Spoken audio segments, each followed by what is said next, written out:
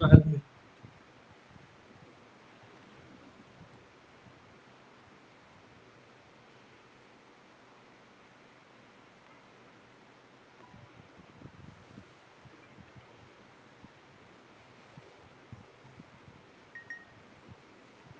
A very good afternoon to all the students and other viewers. I am Gunjan Rotela, lecturer of education in SCRT. And today I will continue the topic in Buddhist period, education which was in Buddhist period. इससे पहले 30 जून को मैंने आप लोगों की online class में बौद्धकालीन शिक्षा का भाग 1 प्रेजेंट किया था और आज मैं डीएलएड सेकेंड सेमेस्टर के वर्तमान भारतीय समाज और प्रारंभिक शिक्षा के उसी टॉपिक को पार्ट 2 के रूप में आप लोगों के साथ चर्चा करूंगी। तो आज का हमारा टॉपिक है बौद्धकालीन शिक्षा भाग 2। So I am presenting this PPT so that it may be very helpful for you to make notes and give you a better understanding on this topic. So let's begin our topic. इससे पहले की class में आप लोगों को जैसा कि याद होगा कि बौद्धकालीन शिक्षा व्यवस्था को हमने शुरू किया था कि कैसी थी उस समय की बौद्धकालीन शिक्षा की जो व्यवस्था थी, प्रणाली थी, उसकी जो विशेषताएं थी, उसको मैंने आप लोगों के साथ विस्तार में चर्चा किया था। आज के पीपीटी को शुरू करते हुए मैं आपको फर्स्ट पीपीटी शो करती हूँ अपना, वो है बौद्ध शिक्षा व्यवस्था। उसमें हम लोगों ने पढ़ा था कि मठ में प्रवेश करने के उपरांत जो संस्कार होते हैं वो बौद्ध शिक्षा व्यवस्था में किए जाते हैं और उसमें प्रवज्य संस्कार के बारे में हमने पढ़ा था। ये दोनों पॉइंट्स हमने उस कक्षा में भी थोड़ा सा इसको चर्चा की थी इसके बारे में कि प्रवज्य संस्कार के बाद छात्र को श्रवण, सामिनार या सिद्ध विहारक कहा जाता था। मीन्स उनको जो उपाधि दी जाती थी वो इन नामों से दी जाती थी जब उनका प्रवज्य संस्कार हो जाता था। उसके बाद छात्रों को 6 महीने तक सिद्धिरस्तु नामक बाल पोथी पढ़नी पड़ती थी जिसमें वर्णमाला के 49 अक्षर थे। ये हम लोगों ने उस समय चर्चा की थी। ये बौद्ध शिक्षा व्यवस्था की बहुत ही इम्पोर्टेंट 2 पॉइंट्स हैं। उसके बाद हम देखते हैं उसी को कंटिन्यू करते हुए कि सिद्धिरस्तु को समाप्त करने के बाद जो सिद्धिरस्तु नामक बाल पोथी के बारे में हमने पढ़ा, उसको समाप्त करने के बाद जो बालक है वो अपने शिक्षा को कंटिन्यू करता था और वो 5 विधाओं का ज्ञान प्राप्त करता था। 5 तरह की विधाएं होती थी, स्किल्स होते थे जिसमें उनको शिक्षा दी जाती थी बालकों को, और वो उन विद्याओं में पारंगत होते थे, उन विधाओं को का ज्ञान अर्जित करते थे। वो विधाएं कौन सी थी? शब्द विद्या, शिल्प स्थान विद्या, चिकित्सा विद्या, हेतु विद्या एवं आध्यात्म विद्या। हम अपने सभी प्रकार के प्राचीन काल की जो व्यवस्थाएं हैं, शिक्षा व्यवस्थाएं हैं, प्रणालियां हैं, उसमें हम एक चीज नोटिस करते हैं कि आध्यात्म को वैदिकालीन शिक्षा में भी स्थान दिया गया था इम्पोर्टेंट, और उसके बाद बौद्धकालीन शिक्षा व्यवस्था जो थी उसमें भी आध्यात्म को, धर्म को बहुत ही इम्पोर्टेंस दी गई थी। पर इसका अर्थ ये नहीं है कि उनको शब्द विद्या का ज्ञान नहीं दिया जाता था या मेडिसिन का ज्ञान नहीं दिया जाता था। इन विधाओं को जब आप पढ़ेंगे तो आपको ये पता चलेगा कि जो वो बौद्धकालीन सिस्टम ऑफ एजुकेशन था उसमें हर तरह की शिक्षा को बहुत इम्पोर्टेंस दी जाती थी, और इवन जो स्टूडेंट्स थे उनको नॉर्मल जो मेडिसिनल जो नॉलेज है वो भी दिया जाता था। मीन्स टैलेंट तो बाद में बच्चे का पता चलता था, इंटरेस्ट धीरे धीरे डेवलप होता है ग्रेजुअली। जब हम शुरू में बच्चों को पढ़ाना शुरू करते हैं तो एट द एज ऑफ 5 और 6 वी कैन नॉट से कि उस बच्चे का इंटरेस्ट क्या है या वो किस में टैलेंटेड है।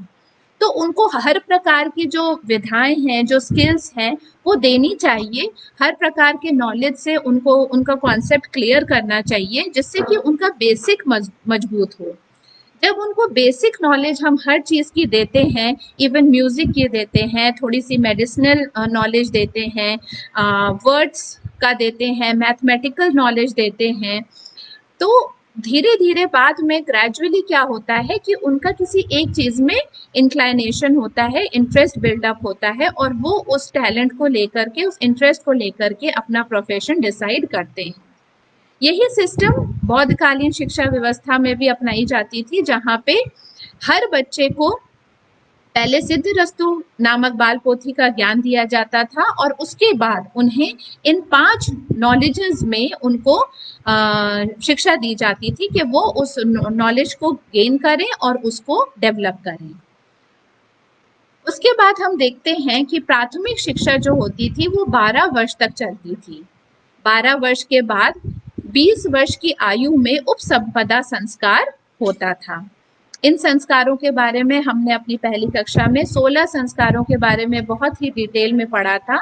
उसी तरह आप लोगों को हर सिस्टम ऑफ एजुकेशन में संस्कारों का महत्व पता चलेगा कि प्राचीन काल में जो हमारी जितनी भी एजुकेशन सिस्टम्स थे, जितनी भी एजुकेशन प्रणालियां थी, उन सभी में संस्कारों का बहुत महत्व था, और हर संस्कार एक फिक्स्ड एज में किया जाता था, जिसके बाद उन्हें नॉलेज दिया जाता था, या वो समाज में वापस उनको जो एडजस्टमेंट होता था वो किया जाता था। तो इससे हमें ये पता चलता है कि जो प्राइमरी एजुकेशन थी वो उनकी 12 ईयर्स के लिए थी, और उसके बाद उपसंपदा नामक संस्कार उनको दिया जाता था, होता था। नाउ व्हाट इज उपसंपदा संस्कार? After completion of education of 12 years, at the age of 20 years, the monk, जो हमारे मठ में जितने भी बालक जो शिक्षा ग्रहण करते थे उनको मॉन्क कहा जाता है आज भी, और जितने भी जो विमेन हैं, जितनी भी गर्ल्स हैं जो एजुकेशन वहाँ पे लेती हैं, उनको नन्स की उपाधि दी जाती है, उनको नन्स बोला जाता है। So, at the age of 20 years, the monk had to undergo the ritual Upsampada, and then he became permanent member of Sangh. संघ मैंने आपको बताया था, एसोसिएशन, कम्युनिटी, जो मॉन्क्स की एक जो कम्युनिटी है जहाँ पे वो मठ में शिक्षा ग्रहण करते हैं, उसको हम क्या बोलते हैं? संघ बोलते हैं। तो आफ्टर दैट रिचुअल ऑफ उपसंपदा, जो संस्कार होता था, उसके बाद वो उस संघ के, उस सोसाइटी के, उस कम्युनिटी के एक परमानेंट मेंबर माने जाते थे। But only those monks who had enough of spiritual knowledge were taken to Sangha. मैंने आपको बताया कि जितने भी प्राचीन काल की शिक्षा व्यवस्था है उसमें स्पिरिचुअलिटी को, अध्यात्म को, धर्म को बहुत इंपॉर्टेंस दी जाती थी, तो उन्हीं लोगों को उस संघ में ज्वाइन करवाया जाता था, या उस संघ में अपनाया जाता था उपसंपदा संस्कार के बाद, जिनको स्पिरिचुअल नॉलेज का ज्ञान होता था, जिनके अंदर स्पिरिचुअलिटी की भावना होती थी, जिनके अंदर आध्यात्म और धर्म को लेकर के जो आगे बढ़ते थे और जो उसको अच्छी प्रकार से समझते थे, उन्हीं को ही उपसंपदा संस्कार के बाद संघ में सम्मिलित किया जाता था, और उन्हें उस संघ का परमानेंट मेंबर माना जाता था। तो ये हो गई हमारी उपसंपदा संस्कार। और उसके बाद हम देखते हैं कि बौद्ध शिक्षा व्यवस्था में जो नव भिक्षु थे, जो नए भिक्षु ऐड होते थे, या जो भिक्षु उनको कहा जाता है, जो शिष्य होते हैं, स्टूडेंट्स, मॉन्क्स, तो उनके लिए 10 नियम होते थे जिनका उन्हें पालन करना पड़ता था, and they have to promise their teachers कि वो इन 10 नियमों का, 10 रूल्स का अच्छी तरह से पालन करेंगे, और तभी वो अच्छी शिक्षा वहां से प्राप्त कर पाते थे। तो ये 10 नियम कौन से थे जिनका उन्हें पालन करना पड़ता था एज मॉन्क्स उस संघ में रहने के लिए? सबसे पहले जीव हत्या ना करना, दूसरा चोरी ना करना, तीसरा शुद्ध रहना, फिर असत्य ना बोलना, पांचवा मादक पदार्थों का प्रयोग ना करना, समय पर भोजन करना, नृत्य, संगीत, तमाशे से दूर रहना, श्रृंगार की वस्तुओं का प्रयोग ना करना, भूमि शयन करना, और एंड में स्वर्ण चांदी का दान ना लेना। ये 10 रूल्स उनके लिए बनाए गए थे संघ में, जो मठों में जो विद्या ग्रहण करते थे, जो भिक्षु, जो स्टूडेंट्स, उन्हें ये 10 रूल्स का पालन करना पड़ता था, तभी उन्हें माना जाता था कि वो संघ के सदस्य हैं और सही मायनों में वहाँ पे स्टूडेंट्स हैं, अच्छे स्टूडेंट्स हैं। तो हर एक स्टूडेंट को, हर एक भिक्षु को इन 10 नियमों का पालन करना पड़ता था। और ये क्या है, जब हम इन 10 नियमों को पढ़ते हैं तो ये बहुत अननोन चीजें नहीं हैं। आज भी हम स्टूडेंट्स को अपने और अपने बच्चों को यही शिक्षा देते हैं कि ये सब नहीं करना है। जैसे हम अपने स्कूल में नॉर्मली बताते हैं डूज एंड डोंट्स, है ना, हम बोलते हैं कि ये करना चाहिए, ये नहीं करना चाहिए। उसी प्रकार से वहां पे मठों में भिक्षुओं को ये 10 प्रकार के नियम बता दिए गए थे कि ये आपको कतई नहीं करना है। तभी आप एक सही स्टूडेंट बन पाएंगे और सही से शिक्षा प्राप्त कर पाएंगे। जस्ट बिकॉज कि वो डिस्ट्रैक्ट ना हो, वो बुरी आदतों में ना पड़े और उनके अंदर एक डिसिप्लिन आए। जब हम ये 10 नियम देखते हैं तो हम ये आराम से देख सकते हैं कि इसमें वही 10 नियम हैं जो बच्चे को डिसिप्लिन्ड बनाते हैं, बच्चे को बुरी आदतों से दूर रखते हैं और बच्चों को ये सिखाते हैं कि उन्हें अपने जीवन को किस प्रकार से अच्छा बनाना है और किस प्रकार से वो एक अच्छे इंसान बन सकते हैं। तो ये सारी चीजें हैं कि जीवों की हत्या ना करना, चोरी ना करना, उन्हें भूमि शयन करना। अब इसमें ये बहुत इम्पोर्टेंट है कि उन्हें ऐसी शिक्षा दी जाती थी कि वो अपने आप को न केवल साइकोलॉजिकली, मेंटली, इवन फिजिकली भी बहुत स्ट्रांग बनाए। तो उन्हें इस बात का, जो हमने एक बार पढ़ा था कि सादा जीवन उच्च विचार वाली जो रूल्स हैं, जो उसकी जो विचार हैं, उस पे चलने की शिक्षा दी जाती थी कि कैसे आपका जीवन बहुत ही ज़्यादा सिंपल होना चाहिए, पर आपके जो विचार हैं, जो थॉट्स हैं, जो थिंकिंग प्रोसेस है और आपकी जो फीलिंग्स हैं, आपकी भावनाएं हैं, वो कैसे उच्च होनी चाहिए, कैसे उसमें एक बड़प्पन की फीलिंग होनी चाहिए, एक उसमें जो है आपकी जो सोच है, जो विचार है, जो दृष्टिकोण है, उसमें आपको आगे बढ़ना है, आपको ऊंचा सोचना है, पर अपना जो जीवन है वो कैसा रखना है, एकदम सादा रखना है, एकदम सिंपल रखना है, समय पर भोजन करना। अब ये सारी चीजें साइंटिफिकली जो है वो स्टूडेंट्स के लिए समझी जाती थी कि वो फिजिकली स्ट्रांग बने और अपने आप को एक अच्छा इंसान बनाए, एक डिसिप्लिन व्यक्ति बनाए। इसलिए उनको ये 10 नियम बताए गए थे जिनका उन्हें पालन करना होता था अपनी स्टूडेंट लाइफ में। उसके बाद 12 साल का एक शिक्षण सत्र होता था। अब आपको ये सारी चीजें याद होनी चाहिए कि बौद्धकालीन शिक्षा व्यवस्था में कितने मास का शिक्षण सत्र होता था, तो वो 12 मास का एक शिक्षण सत्र माना जाता था। पठन पाठन प्रातः काल से मध्याह्न और पुनः भोजनादि क्रिया के बाद सायंकाल से पूर्व तक चलता था। वहाँ पे एक रेसिडेंशियल एक जो एटमॉस्फेयर है वहाँ पे दिया जाता था मठों में, जहाँ पे जैसे हम बोर्डिंग स्कूल्स में पढ़ते हैं, हम हॉस्टल्स में पढ़ते हैं, तो वहाँ पे हम लोगों का केवल मॉर्निंग टू आफ्टरनून शिफ्ट नहीं होता है कि हम 2 बजे के बाद अपने घर चले जाएं। इवन शाम को भी वहाँ के जो टीचर्स हैं वो हमारी क्लासेस ले सकते हैं आज भी। और मठों में भी ये व्यवस्था थी कि सुबह से लेकर के हम लंच टाइम तक एक पीरियड चलते थे कि वहाँ पे टीचिंग प्रोसेस होता था, और उसके बाद लंच के बाद जब भी टीचर्स को जो टाइम टेबल निश्चित करते थे तो वो स्टूडेंट्स को बुला करके फिर से शिक्षा प्रदान करते थे।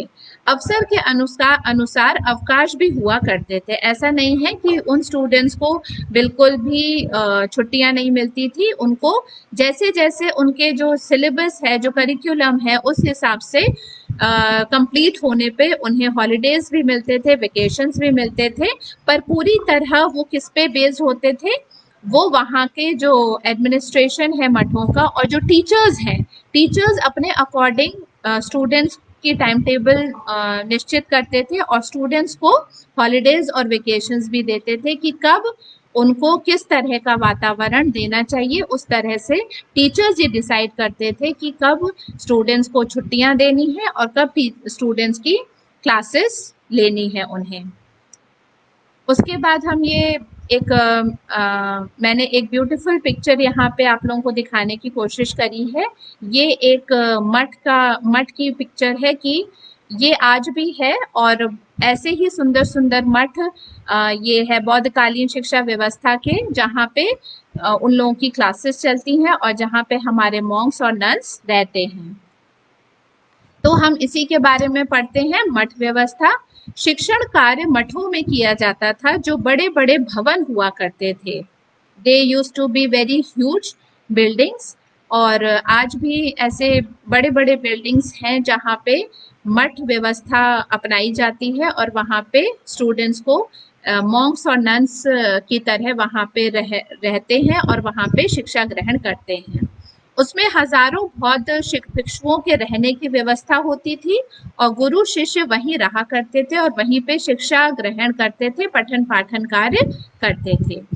भारत के इतिहास में बौद्ध विहार सर्वप्रथम संगठित संस्था थी। ये एक बहुत ही इम्पोर्टेंट पॉइंट है कि हमारे जो इंडिया का जो हिस्ट्री है उसमें जो बौद्ध विहार्स हैं वो सबसे पहले माना जाता है कि वो एक संगठित संस्था थी, मींस एसोसिएशन थी जो ऑर्गेनाइज थी और जिसको बनाया गया था कि वहाँ पे बच्चों की एजुकेशन होगी, कैसे होगी, किस प्रकार की होगी, ये सारी चीज़ें उन मठों में डिसाइड होती थी और उन मठों में रहने वाले जो हमारे भिक्षु हैं वो ही उसको संचालित करते थे। तो कहते हैं कि हमारे भारत के इतिहास में जो सर्वप्रथम संगठित संस्था थी वो कौन सी थी? मठों की व्यवस्था थी। इनमें खाने पीने व रहने की पूर्ण व्यवस्था थी, तो किसी प्रकार भी स्टूडेंट्स को कोई प्रॉब्लम नहीं होती थी कि वो कैसे अपना एजुकेशन करेंगे, कैसे उनके रहने खाने की व्यवस्था होगी। सभी प्रकार की व्यवस्था वहाँ मठों में की जाती थी और वहाँ का जो एडमिनिस्ट्रेशन था वो सब चीज़ों का ध्यान रखता था और वहाँ के जो स्टूडेंट्स थे उनको किसी प्रकार की कोई भी प्रॉब्लम फेस नहीं करनी पड़ती थी। वो एकदम शांति से रह करके वहाँ पे अपनी शिक्षा प्राप्त करते थे। उसके बाद हम ये देखते हैं कि बौद्ध काल के उत्तरार्ध कुछ विहार मठ सामान्य विद्यालयों की तरह कार्य करने लगे, जिनमें विद्यार्थी अपने घर पर रहकर भी शिक्षा प्राप्त कर सकता था। धीरे धीरे जो मठ व्यवस्था है, अब हम देखते हैं कि आज भी बहुत जगह पे ये मठ हैं जहाँ पे आज भी भिक्षुओं को लिया जाता है, मॉन्क्स और नन्स की तरह वहाँ पे स्टूडेंट्स रहते हैं, इन नियमों का पालन करते हैं और उस एजुकेशन को आज भी फॉलो करते हैं, उस एजुकेशन सिस्टम को फॉलो करते हुए अपनी एजुकेशन को प्राप्त करते हैं। बट फिर भी कुछ समय के बाद जो उसकी वैसी व्यवस्था थी, जो रेसिडेंशियल व्यवस्था थी, रेसिडेंशियल सिस्टम था, वो धीरे धीरे कम होने लगा और धीरे धीरे हम ये देखते हैं कि बाद में विद्यार्थी जो थे वो घर पे रह करके, जो हमारा आजकल का नॉर्मल स्कूल सिस्टम है वो चलने लगा कि बच्चे अपने घर पे रहते हैं और मठों में जाकर के शिक्षा ग्रहण करते हैं और वापस अपने घर में आ जाते हैं। तो ऐसे विद्यालय भी शुरू हो गए जो सामान्य मठ कहे जाते हैं, जहाँ पे नॉर्मली वहाँ पे बच्चे रहते नहीं हैं और नॉर्मल स्कूल की तरह टाइम पे जाते हैं और अपने टाइम पे वापस आ जाते हैं। तो बौद्धकालीन शिक्षा केंद्र बहुत ही ज़्यादा हमारे हिस्ट्री में फेमस है, जैसे Takshashila, Nalanda university, Takshashila which was the first and finest oldest known university in the world, वहाँ पे भी बौद्धकालीन शिक्षा व्यवस्था का केंद्र था। जो स्टडी सेंटर्स जिनको हम बोलते हैं, तक्षशिला में था, नालंदा में था, वल्लभी, विक्रमशिला, ओदंतपुरी, काशी, मिथिला एवं जगदला, इन सभी में बौद्धकालीन शिक्षा व्यवस्था के केंद्र थे। जैसे आज हम लोग अगर हम डिस्टेंस एजुकेशन की बात करते हैं या कॉरेस्पॉन्डेंस एजुकेशन की बात करते हैं तो क्या होता है, हमें हर जगह पे अलग अलग यूनिवर्सिटीज़ में हमें स्टडी सेंटर्स, रीजनल सेंटर्स दिए जाते हैं, जहाँ पर जाकर के हम इवन डिस्टेंस एजुकेशन के स्टूडेंट होने के बावजूद हम वहाँ पे पढ़ सकते हैं, टीचर्स को अप्रोच कर सकते हैं। उसी प्रकार बौद्धकालीन शिक्षा व्यवस्था के जो केंद्र थे वो ये फेमस यूनिवर्सिटीज़ थे जो उस समय अपने पीक पे थे, जहाँ पे नॉलेज की भरमार थी, जो बहुत रिच थे अपने साहित्य में, अपने टीचर्स प्रोफेसर्स जो वहाँ पे थे, तो they were considered as very rich universities, और वहीं पे बौद्धकालीन शिक्षा के केंद्र स्थापित थे। आगे हम मठ व्यवस्था को जब पढ़ते हैं तो देखेंगे कि मठों या शिक्षा संस्थाओं में योग्यता अनुसार छात्रों को अलग अलग कक्षाओं में रखा जाता था। मीन्स थोड़ा सा कैटेगराइजेशन होता था कि जो स्टूडेंट्स हैं, जैसे आज भी क्या होता है, सेक्शंस होते हैं अलग अलग, ABCDEFG, तो उन सेक्शंस में बच्चों को रखने की एक अलग से सिस्टम होता है। सिस्टमैटिकली कुछ ना कोई पैटर्न होता है हर स्कूल का, जिसको वो फॉलो करते हैं, और उस पैटर्न के अकॉर्डिंग वो क्या करते हैं कि अपने उन बच्चों के सेक्शंस में अलग अलग बच्चों को रखते हैं। इसी प्रकार मठों में भी जो संस्थाएं होती थी वो क्या करते थे, योग्यता के अनुसार, means according to the capability of the students, वो कैटेगराइज करते थे बच्चों को और उनको अलग अलग सेक्शंस में रखते थे, अलग अलग कक्षाओं में रखा जाता था। आज भी वो पैटर्न यूज होता है, बट वो अलग अलग स्कूल के अलग अलग जो उनके व्यूज हैं, उनका जो सिस्टम है उस अकॉर्डिंग होता है। तो हमें ये याद रखना है कि मठ व्यवस्था में योग्यता के अनुसार, मीन्स कैपेबिलिटी के अनुसार बच्चों को कक्षाओं में रखा जाता था। सबसे छोटी कक्षा में छात्र सुतंत्र की पुनरावृत्ति करते थे, अगली कक्षा विनय के लिए होती थी। ये कुछ इंपॉर्टेंट चीजें हैं, मैंने इसको बोल्ड भी कर रखा है, जो आप लोगों को जरूर पता होनी चाहिए कि सबसे छोटी कक्षा में छात्र किसकी पुनरावृत्ति करते थे और अगली कक्षा में उनके लिए क्या इंपॉर्टेंट होता था, विनय के लिए होती थी। छात्र परस्पर तर्क वितर्क द्वारा निपुणता हासिल करते थे। निपुणता मीन्स जो उनका जो एक क्या कहते हैं उसको, एक निपुण होने की है, एक जो जिसमें वो अपनी एक्सपर्टीज हासिल करते हैं, जिसको हम कहते हैं एक्सपर्ट होते हैं। तो तर्क किसके द्वारा, उनको तर्क वितर्क कराया जाता था, मीन्स डिबेट, एलोक्यूशंस, जो आज भी हम अपने स्कूल्स में स्टूडेंट्स को कराते हैं, to make them perfect, to make them निपुण in some kind of expert in some kind of topics और सब्जेक्ट्स। तो किस तरह से ये मीडियम चुना जाता था तर्क वितर्क का। तर्क वितर्क मीन्स उनके शास्त्रार्थ होते थे, उन लोगों के डिबेट्स होते थे आपस में, इंटर स्कूल, इंटर क्लास, और इवन टीचर्स से वो लोग डिबेट करते थे, एलोक्यूशंस में पार्ट लेते थे, जिससे कि उनके अंदर उस सब्जेक्ट को लेकर के एक्सपर्टीज हो जाता था, and they used to become perfect in their knowledge. उसके बाद हम आ जाते हैं अपने बौद्धकालीन शिक्षा व्यवस्था के पाठ्यक्रम में, जो एक बहुत ही इम्पोर्टेंट पक्ष है, एस्पेक्ट है हमारे टीचिंग लर्निंग प्रोसेस का।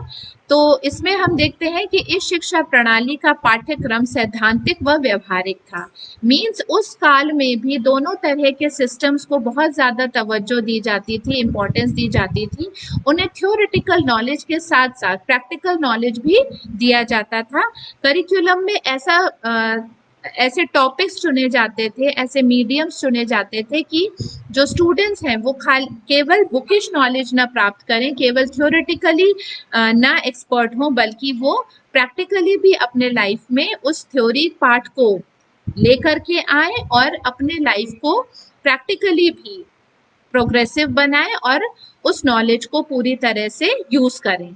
यही है व्यवहारिक होने का मतलब। जब हम थ्योरी को अपने प्रैक्टिकल लाइफ में लेके आते हैं, रिलेट कर लेते हैं, तभी हम उस थ्योरेटिकल नॉलेज को फुलफिल कर पाते हैं कि यस, नाउ हम उस बात को अच्छी तरह से समझ गए हैं और हम अपनी लाइफ में उसको व्यवहारिक बनाते हुए अपने लाइफ को बेहतर बना रहे हैं। तभी वो थ्योरेटिकल जो हमारा पक्ष है वो भी मजबूत माना जाता है। तो उस सिस्टम में दोनों को बहुत इंपॉर्टेंस दी जाती थी। धार्मिक पाठ्यक्रम में बौद्ध साहित्य का अध्ययन, जो उनका धार्मिक पाठ्यक्रम होता था, रिलीजियस जो करिकुलम होता था, उसमें वो क्या अध्ययन करवाते थे, वो बौद्ध साहित्य मीन्स लिटरेचर ऑफ बुद्ध जो होता था वो उसका करिकुलम में था उनके। और लौकिक पाठ्यक्रम के अंतर्गत लेखन, गणित, कृषि, पशुपालन, चिकित्सा, मल्ल विद्या, शिल्प कला आदि विषय पढ़ाए जाते थे। ये सारे जितने भी पाठ्यक्रम हैं ये उनके सब्जेक्ट्स हैं, उनके पाठ्यक्रम में थे जो उनको धार्मिक साहित्य से भी जोड़ते थे और इवन लौकिक पाठ्यक्रम में भी उनको एक्सपर्ट बनाते थे। बौद्ध शिक्षा मूलतः तो धार्मिक थी, किंतु सामान्य व्यवसायों जैसे कताई, बुनाई, सिलाई, शिल्प, निर्माण कला की भी उन्हें स्टूडेंट्स को शिक्षा दी जाती थी। मीन्स धर्म के साथ साथ उन्हें आध्यात्म की शिक्षा देना जितना ही इम्पोर्टेंट था, उतना ही उन्होंने बच्चों को स्किल बेस्ड नॉलेज भी दिया, जिससे कि वो अपने एक तरह का एंटरप्रेन्योरशिप होने की आगे उनको शिक्षा मिले कि वो कैसे अपनी लाइफ को आगे बढ़ा सकते हैं। केवल आध्यात्म पर बेस्ड होकर के या धर्म पे की पढ़ाई करके वो अपने जीवन को नहीं चला सकते आगे। जो कहते हैं ना कि वो क्या प्रोफेशन अटेंड करेंगे, तो उसके लिए उन्हें सामान्य व्यवसायों की शिक्षा भी दी जाती थी, जिसमें उन्हें स्किल बेस्ड कौशल पे आधारित शिक्षा दी जाती थी, जो उनके आगे की जीवन के लिए बहुत ही उपयोगी साबित होती थी। व्यवसायिक शिक्षा भी बौद्ध युगीन शिक्षा प्रणाली का अभिन्न अंग थी। ये हम लोगों ने अभी अपनी चर्चा में समझा। उसके बाद बौद्ध साहित्य महावग्गा में भी भिक्षुओं के लिए कताई, बुनाई, सिलाई का प्रशिक्षण, गृहस्थ जीवन व्यतीत करने वाले अनुयायियों का वर्णन है। मीन्स जो उनका जो बौद्ध साहित्य है महावग्गा, उसमें यदि हम उसको पढ़ते हैं कभी, तो हम ये जानेंगे कि उसमें भी इन सभी चीज़ों का डिस्क्रिप्शन है, बहुत अच्छा डिस्क्रिप्शन है कि किस प्रकार स्टूडेंट्स को कताई, बुनाई, सिलाई की ट्रेनिंग दी जाए, किस प्रकार उन्हें गृहस्थ जीवन के बारे में बताया जाए, जिससे कि ये सारी चीज़ें क्या है, हम जब टीचिंग लर्निंग प्रोसेस पढ़ते हैं तो उसमें हम यही तो सीखते हैं कि कैसे बच्चे का ऑल राउंड डेवलपमेंट करना है, जिसको कहते हैं सर्वांगीण विकास करना। तो उसमें महावग्गा जो बौद्ध साहित्य है उसमें ये बहुत अच्छी तरीके से बताया गया कि किस प्रकार स्टूडेंट्स को इस तरह का जीवन जीने की शिक्षा देनी है और किस प्रकार उन्हें जीविकोपार्जन की शिक्षा दी जाती थी कि कैसे वो अपने जीवन को केवल बुकिश किताबी ना बना करके प्रैक्टिकली प्रोग्रेसिव बनाए और प्रोग्रेसिवली वो उस चीज़ को अटेन कर सके अपने लाइफ में। तो ये सारी ही चीज़ें हमारे बौद्ध साहित्य में भी उसका पूरा डिस्क्रिप्शन मिलता था। उसके बाद हम देखते हैं शिक्षण विधि, किस किस प्रकार की शिक्षण विधि हुआ करती थी हमारे बौद्धकालीन शिक्षा व्यवस्था में। शिक्षण विधि एक्चुअली मौखिक हुआ करती थी। ये हमने पहले भी जाना कि पहले के जो प्राचीन काल के जो एजुकेशन सिस्टम था उसमें लिखित शिक्षा पे कम ध्यान दिया जाता था, बल्कि वहाँ की उस समय की जो एजुकेशन सिस्टम था वो मौखिक था, मीन्स वर्बली जो ओरल शिक्षा दी जाती थी उसका ज़्यादा प्रचलन था। और उसके बाद शिक्षण का माध्यम जो था वो जन भाषाएं थी, वह पाली थी। मीन्स उस समय जो टीचिंग लर्निंग का जो मीडियम था वो जन भाषाएं थी, मीन्स रीजनल लैंग्वेजेस को इम्पोर्टेंस दी जाती थी और वहाँ की जो मुख्य भाषा थी वो पाली थी। इसलिए बौद्धकालीन शिक्षा व्यवस्था में हम बोलते हैं कि जो लैंग्वेज यूज की जाती थी, मीडियम ऑफ लैंग्वेज था, वो था पाली। रटने पर ज़्यादा जोर दिया जाता था। मीन्स जब हम रिटन वर्क कम करवाते थे अपने स्टूडेंट्स को, जो टीचर्स जो बोलते थे उसको सुनकर जो बच्चे पढ़ते थे उसको रटने पर ज़्यादा जोर दिया जाता था और उसी के बेसिस पे उनका एग्ज़ाम भी लिया जाता था स्टूडेंट्स का। और क्योंकि उनकी जो medium of teaching learning process था, जो उनका जो भाषा थी वो उनकी लोकल लैंग्वेज थी, रीजनल लैंग्वेज थी, इसलिए उस समय जो बच्चों का जो लेवल ऑफ अंडरस्टैंडिंग था, हम कह सकते हैं बहुत ही अच्छा था। उन्हें ज़्यादा किताबों को पढ़ने की उतनी ज़्यादा ज़रूरत नहीं पड़ती थी, क्योंकि उनके जो टीचर्स थे वो उनके लेवल पे जा करके और उनके जो कैपेबिलिटीज़ है उनको समझ करके, साइकोलॉजिकली उनको उनके लेवल को समझ के और फिर उनके रीजनल लैंग्वेज में उनको पढ़ाते थे, जिससे वो जो स्टूडेंट्स थे वो बहुत अच्छी तरीके से अपने टीचर्स की बातों को समझ जाते थे, उनके बताई हुई चीज़ों को याद कर पाते थे और इसलिए उस समय रटने की विधि पर ज़्यादा जोर दिया जाता था और ओरल ही उनका ज़्यादातर जो हम बोलते हैं ना शास्त्रार्थ और तर्क वितर्क के माध्यम से उनकी परीक्षाएं ली जाती थी। उसके बाद जो अन्य विधियां प्रयोग में ली जाती थी वो थी व्याख्यान विधि, जिसको हम लेक्चर मेथड कहते हैं, प्रश्नोत्तर विधि, वाद विवाद विधि जिसका बहुत ही इम्पोर्टेंस थी जिसका, और जो बहुत ही ज़्यादा यूज़ भी किया जाता था। इन सभी विधियों का मैंने अभी आप लोगों को बताया कि क्या इम्पोर्टेंस थी। सभी विधियों में आप ये नोटिस करिए कि व्याख्यान विधि वो भी बोल करके इंटरेक्शन एक मोड था, इंटरेक्टिव मेथड को यूज़ किया जाता था। क्वेश्चन आंसर मेथड जिसमें कि टीचर्स प्रश्न पूछते थे और स्टूडेंट्स आंसर करते हैं। और उसके बाद वाद विवाद, यहाँ पे जो मैंने पीपीटी में पिक्चर शो किया है वो भी यही दिखाता है कि किस प्रकार एक तरह की एक असेंबली ऑर्गेनाइज की जाती थी और वहाँ पे 1 बाय 1 स्टूडेंट्स अपने टीचर्स के सामने आकर के वाद विवाद करते थे, उनके क्वेश्चंस को आंसर करते थे और इस तरह से वो उस परीक्षा को पास करते थे। इस तरह के जो सिस्टम था पढ़ने का, वो कहीं ना कहीं उनके कॉन्फिडेंस को बिल्डअप करता था और उनके अंदर एक एक्सपर्टीज की भावना लेके आता था कि yes I am expert in this kind of subject. यथोचित अवसरों पर देशाटन मीन्स ट्रिप ऑर्गेनाइज की जाती थी, विशेषज्ञ वार्ता, सम्मेलन व प्रकृति निरीक्षण का प्रयोग होता था।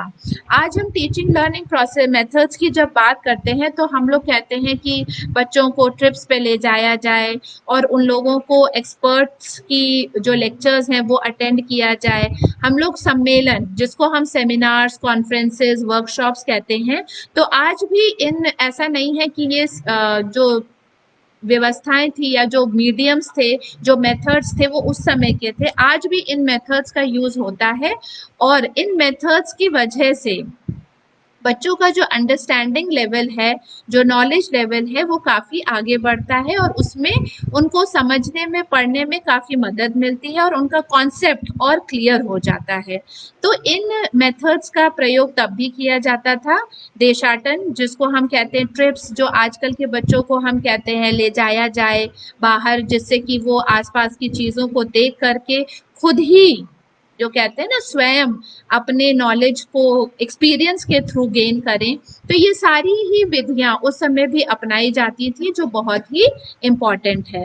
कला कौशल की शिक्षा कारीगरों के साथ रहकर छात्र सीखते थे। अब देखिए ये कितना इंटरेस्टिंग है कि जो आजकल हम लोग कहते हैं बच्चों को ले जाया जाए कहाँ पे फैक्ट्रीज में ले जाएं और ऐसे बिजनेस प्लेसेस में ले जाएं, कॉर्पोरेट सेक्टर्स में ले जाएं, जहां पर के बच्चे खुद देख करके सीखें कि कैसे ये स्किल्स होती हैं, कैसे वहां पे कारीगर काम करते हैं। उसी तरह से पहले भी ये सारी विधियां अपनाई जाती थी जहां पे बच्चों को कारीगरों के पास थोड़े दिन ले जाया जाता था और वहां रह करके वे बच्चे सीखते थे कि किस प्रकार से वो टैलेंट हासिल कर सकते हैं और वो स्किल को प्राप्त कर सकते हैं। तो ये सारी ही विधियां उस समय बौद्धकालीन शिक्षा की शिक्षा व्यवस्था में अपनाई जाती थी। उसके बाद हमारा नेक्स्ट टॉपिक आ जाता है कि गुरु शिष्य के संबंध कैसे थे। तो वैसे जैसे हमने वैदिककालीन शिक्षा व्यवस्था में पढ़ा था कि गुरु और शिष्य के बीच में जो संबंध थे वो बहुत ही स्नेहपूर्ण थे। गुरु का बहुत ही अधिक महत्व था प्राचीन काल की सभी शिक्षा व्यवस्थाओं में। उनको देवता के समान समझा जाता था और गुरु की आज्ञा को ही सर्वोपरि समझा जाता था। यदि गुरु ने कोई आज्ञा दे दी तो उसका पालन करना ही शिष्य का सर्वप्रथम कर्तव्य हो जाता था और इस कर्तव्य को निभाने में वो थोड़ी सी भी जो कहते हैं ना हेजिटेशन या फिर कुछ भी उसको मना नहीं करते थे और जो गुरु ने कह दिया उसी को ही पालन करने में उनका सबसे बड़ा, उनको वो सोचते थे कि उनका सबसे बड़ा सौभाग्य है कि वो गुरु की शिक्षा का पालन कर रहे हैं, उनकी आज्ञा का पालन कर रहे हैं। वह गुरु की सेवा करते थे, उनकी दिनचर्या का ख्याल रखते थे, साफ सफाई और इवन भोजन की व्यवस्था भी शिष्य पूरी कर्तव्य निष्ठता के साथ करते थे और गुरु की सेवा करते थे। गुरु भी छात्र के प्रति पितृवत दायित्व निभाता था। उसके शारीरिक, मानसिक, बौद्धिक क्षमताओं के विकास के लिए ज्ञान देते थे, समाज में रहने के योग्य बनाते थे। तो जो हमारे गुरु थे वो भी बहुत ही ज़्यादा रिस्पेक्टेड थे और उस समय वो इस तरह से अपने शिष्यों का ध्यान रखते थे जैसे एक पिता रखता है, और उसी तरह से उनको वो शिक्षा देते थे कि वो अपने समाज के लिए उपयोगी साबित हों। गुरु का कर्तव्य था कि वह उच्च आदर्श प्रस्तुत करें और सादा जीवन व्यतीत करें। जिस प्रकार वो शिष्य को चाहते थे कि शिष्य का जीवन अच्छा हो, ईमानदारी से वो जिए, चरित्रवान बने, वैसे ही वो स्वयं भी अपना जीवन जीते थे, जिससे कि जो शिष्य होता है वो सबसे ज़्यादा किस चीज़ से सीखता है, वो गुरु को अपना रोल मॉडल मानता है और उनको देखते हुए, उनका अनुकरण करते हुए वो उसी तरह का इंसान बनना चाहता है जिस प्रकार उसके गुरु होते हैं। तो जो गुरु होते थे, टीचर्स होते थे, वो ये पूरी कोशिश करते थे कि उनके सामने, अपने स्टूडेंट्स के सामने वो एक आदर्श प्रस्तुत करें और वो उसी प्रकार जीवन जिए जिस तरह वो चाहते थे कि उनके शिष्य बने और जीवन जिए। इसलिए वो बहुत ही ज़्यादा सादा जीवन जीते थे और उनके सामने, अपने शिष्यों के सामने ऐसे उदाहरण प्रस्तुत करते थे जिससे कि उनके जो सोच है, जो विचार हैं, जो चरित्र है, वो उच्च कोटि का हो। उसके बाद हम देखते हैं कि बौद्धकालीन शिक्षा व्यवस्था में स्त्री की जो शिक्षा व्यवस्था थी वो भी बहुत ही ज़्यादा प्रोत्साहन करने वाली थी। उस समय स्त्रियों को जो शिक्षा दी जाती थी उसको कहते हैं कि बहुत ही ज़्यादा उनको इम्पोर्टेंस दी जाती थी, उनको प्रोत्साहन मिला कि किस प्रकार से विमेन एजुकेशन को उन्हें शामिल करना है अपने बौद्धकालीन शिक्षा व्यवस्था में, और उन्होंने इम्पोर्टेंस दी विमेन एजुकेशन को। और संघ में प्रशिक्षु के रूप में प्रवेश लेने वाली महिला, जो प्रथम महिला थी, उनको हम जानते हैं विमाता प्रजापति गौतमी के नाम से, जिन्होंने वहाँ पे बौद्धकालीन शिक्षा व्यवस्था में महिला बुद्ध के रूप में प्रवेश किया और स्त्री शिक्षा को प्रोत्साहन मिला, और उस तरह से जो बौद्धकालीन शिक्षा व्यवस्था थी उसमें महिला शिक्षा को आगे बढ़ाया गया। मठ विहार में महिलाओं को भिक्षुणों के रूप में रहना पड़ता था, उन्हें भी भिक्षुओं के समान शिक्षा दी जाती थी। उनके लिए जो डिफरेंस था वो कुछ नहीं था कि उन्हें अलग तरह का जीवन जीना है, उन्हें भी जो बालक थे भिक्षु, उन्हीं के समान बालिकाओं को भी प्रवेश दिया जाता था, उन्हें भिक्षुणु कहा जाता था और उन्हें भी मठ में रह करके शिक्षा ग्रहण करनी होती थी। विमेन एजुकेशन को आगे पढ़ते हुए हम ये कुछ पॉइंट्स देखते हैं। Previously women were not allowed to get education, वहाँ पे जो प्राचीन व्यवस्था थी उसमें विमेन को अलाउड नहीं था, बट उसके बाद after the request of his disciple Ananda, जो आनंद थे वो लॉर्ड बुद्धा के एक स्टूडेंट थे, और उन्होंने ये कहा जाता है कि लॉर्ड बुद्धा को ये रिक्वेस्ट करी कि संघ में विमेन को भी जगह दी जाए, उनके एजुकेशन पे भी फोकस किया जाए। और उसके बाद कहा जाता है कि भिक्षुनीज were allowed to get attain knowledge over there and study over in the संघ and vihars. तो भिक्षुज are not permitted to give education to women in alone. Means एक ये इम्पॉर्टेंट पॉइंट है, जो भिक्षुज थे वो परमिटेड नहीं थे कि वो अकेले में किसी भी महिला को एजुकेशन दें या शिक्षा प्रदान करें, ये वहाँ का एक नियम था। Women were considered inferior to men, थोड़ा सा ये कहीं हमारे प्राचीन व्यवस्था में ये देखा जाता है, ये फ्लॉ देखा जाता है कि विमेन को उतना ज़्यादा मतलब नहीं उसके समान समझा जाता था, एक इक्वालिटी के कहीं ना कहीं लैकनेस थी, कहीं ना कहीं कमी थी, और विमेन को थोड़ा सा इंफीरियर देखा जाता था। बट फिर भी आनंद, जो उनके डिसाइपल थे लॉर्ड बुद्धा के, उनके कहने पर विमेन को संघ में आने की अनुमति दी गई और उन्हें परमिट किया गया कि वो शिक्षा ग्रहण कर सकते हैं मठों में रह करके, विहार्स में रह करके। General women were not allowed to get education, means थोड़ी सी स्पेसिफिकेशन थी कि वहाँ पे जो ऐसी लेडीज थी जो उच्च वर्ग की थी और जो कहीं ना कहीं से उस संघ से जुड़ी हुई थी, उन लेडीज को, उन विमेन को एजुकेशन प्राप्त करने की परमिशन थी, बट जो ऑर्डिनरी महिलाएं थी उनको उस संघ में आने की अनुमति तब भी प्राप्त नहीं थी।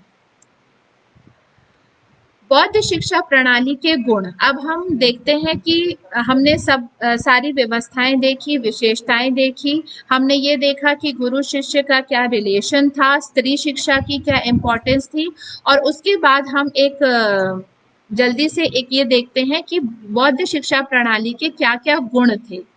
बौद्ध शिक्षा केंद्र अत्यधिक सुव्यवस्थित थी, जैसे कि हमने देखा उन स्टूडेंट्स को 10 रूल्स फॉलो करने को कहा जाता था, उन लोगों का टाइम टेबल फिक्स्ड था, हर चीज का एक नियम था, हर चीज के लिए कुछ ना कुछ रूल्स एंड रेगुलेशंस थे। तो इन सारी व्यवस्थाओं को, सिस्टम को, पैटर्न को देखते हुए हम कह सकते हैं कि जो बौद्ध शिक्षा के जो स्टडी सेंटर्स थे वो बहुत ही ज्यादा डिसिप्लिन्ड थे, ऑर्गेनाइज्ड थे और सुव्यवस्थित, जिसको हम कहते हैं। उसके बाद हम देखते हैं बौद्ध शिक्षा केंद्र सांप्रदायिक सौहार्द को प्रोत्साहन देती थी, मीन्स वहाँ पे जो सोशल इक्वालिटी है उसको इम्पोर्टेंस दी जाती थी, हर किसी को एक समान दृष्टि से देखा जाता था।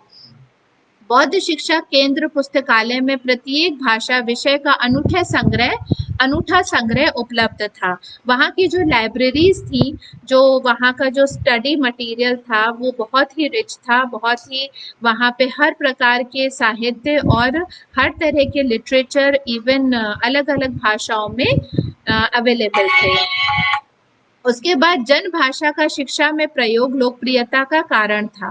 ये मैंने आप लोगों से डिस्कस किया कि जो लोकल लैंग्वेज थी, टीचर्स उस लोकल लैंग्वेज, रीजनल लैंग्वेज का प्रयोग करते थे बच्चों को पढ़ाने में, पठन पाठन में, इसलिए जो शिक्षा व्यवस्था थी वो उस समय बहुत सरल समझी जाती थी। स्टूडेंट्स बहुत ही आराम से वहाँ के जो शिक्षा व्यवस्था थी उसको अपना लेते थे और बहुत ही ज़्यादा नॉलेज गेन करते थे। कि उसका एक बहुत इम्पॉर्टेंट रीजन ये भी था कि जन भाषा का प्रयोग किया जाता था, लोकल लैंग्वेज को इम्पोर्टेंस दी जाती थी। उसके बाद हम देखते हैं कि बौद्ध शिक्षा व्यवस्था प्रणाली के कुछ दोष क्या क्या थे। स्त्री शिक्षा का सार्वभौमिकरण ना हो पाया था, कुलीन स्त्रियां ही शिक्षा ग्रहण करती थी। ये पॉइंट मैंने आप लोगों से डिस्कस किया था कि ordinary women were not allowed to enter the Sangha and get education over there. तो जो स्त्री शिक्षा था उसका बहुत ज़्यादा प्रोत्साहन तो दिया गया था, उसको इम्पोर्टेंस भी दी जाती थी, बट फिर भी वो जन साधारण में सामान्य नहीं हो पाया था। हर प्रकार की, हर वर्ग की स्त्रियों को एंट्री नहीं दी जाती थी और इसलिए ये एक उसका दोष भी माना गया है। उसके बाद आजीवन ब्रह्मचर्य ने भिक्षुओं को विलासिता की ओर ढकेलना शुरू कर दिया तथा मठों में उन्मुक्तता ने अवांछित तत्वों को आकर्षित किया, क्योंकि ये कहीं ना कहीं जो आजीवन ब्रह्मचर्य का पालन है वो बाद में कहीं ना कहीं थोड़ा सा डिफेम हो गया, थोड़ा सा वहाँ पे मठों की जो व्यवस्था थी उसकी वजह से वहाँ का एडमिनिस्ट्रेटिव थोड़ा सा जो लिबरल हो गया, उसकी वजह से बाद में कहा जाता है कि मठों में थोड़ा सा ये एक इनडिसिप्लिन एटीट्यूड बाद में आ गया, तो जिसको इसका दोष माना जाता है। परंतु फिर भी हम कह सकते हैं कि मठों में बहुत ही व्यवस्थित सब था और सिस्टम बहुत ही ऑर्गेनाइज्ड वे में चलती थी, जो आज भी लोग उसको फॉलो करते हैं। तो हमने ये बौद्ध शिक्षा प्रणाली के कुछ दोष और कुछ गुण भी देखे। उसके बाद मैं आ जाती हूँ अपने असाइनमेंट में, आज के असाइनमेंट में। आई होप आप लोगों को आज की जो हमारी बौद्धकालीन शिक्षा व्यवस्था भाग 2 का जो चर्चा थी वो आप लोगों को हेल्पफुल रही होगी और इसके नोट्स आप लोगों के अच्छे बन जाएंगे। उसके बाद आप लोग नोट्स बनाने के बाद जब एक असाइनमेंट करेंगे तो आप उसमें ये देखिएगा कि बौद्ध शिक्षा प्रणाली और वैदिक शिक्षा प्रणाली के बीच समानता क्या-क्या है। जैसे हमने पहले अपने वैदिक शिक्षा प्रणाली पढ़ी और उसके बाद हमने बौद्ध शिक्षा प्रणाली पढ़ी, तो अब आप लोग बहुत ही आराम से उसमें सिमिलैरिटीज और डिससिमिलैरिटीज को आइडेंटिफाई कर सकते हैं और उसके बाद आप ये स्पष्ट कीजिएगा अपने असाइनमेंट में कि उनकी शैक्षिक विचारधाराएं क्या-क्या थी। बौद्ध शिक्षा प्रणाली की क्या शैक्षिक विचारधाराएं थी और वैदिक कालीन शिक्षा प्रणाली की क्या विचारधाराएं थी। इसी के साथ मैं अपने इस लेक्चर को यहीं एंड करती हूँ। Hope to see you again very soon in my next online class. Thank you.